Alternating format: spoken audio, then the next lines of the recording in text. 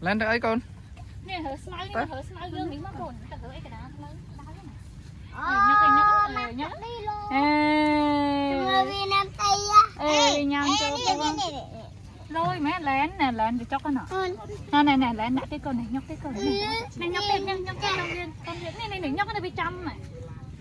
Mà ai mua này cũng kê nè. Ôi ta.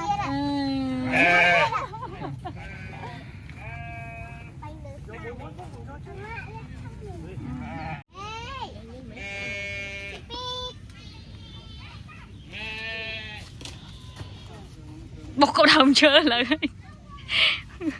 Bốc đồng chưa.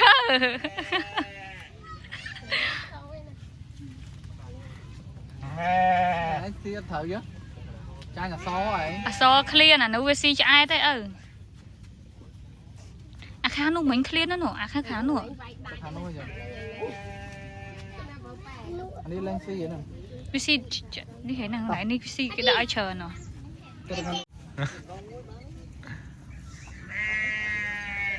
Cô thấy hai người mấy cô thấy mà bơi trong hai bộ bé thôi trẻ.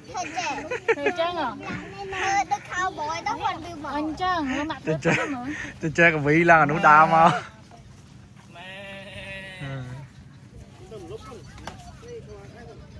Nhằm mà thở này.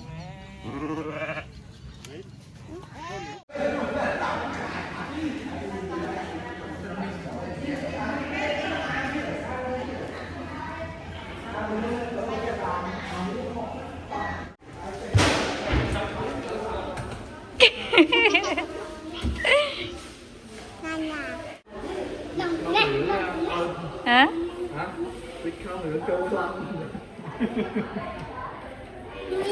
Thế mong No. Anh biết gì rồi chị. ngon à? Chị Lan nha anh.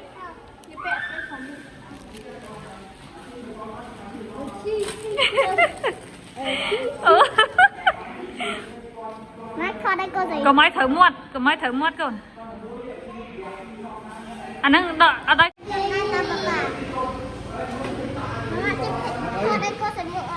Mẹ thơ ta. Thử băng ngọt chân này. Băng con, băng muốt đấy con. Băng muốt đây còn băng giùm không? Mẹ thơ thôi. Nè. Mua xả ta. Thật vì nè chị chơi mua à? Ừ. Ôi vì vậy yeah. Okay. Chị chơi tôi mũi papa mua à?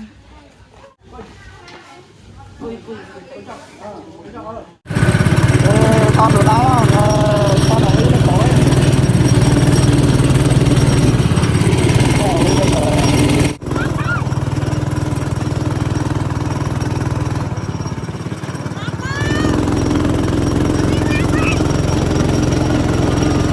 Gỗ khát mình liên.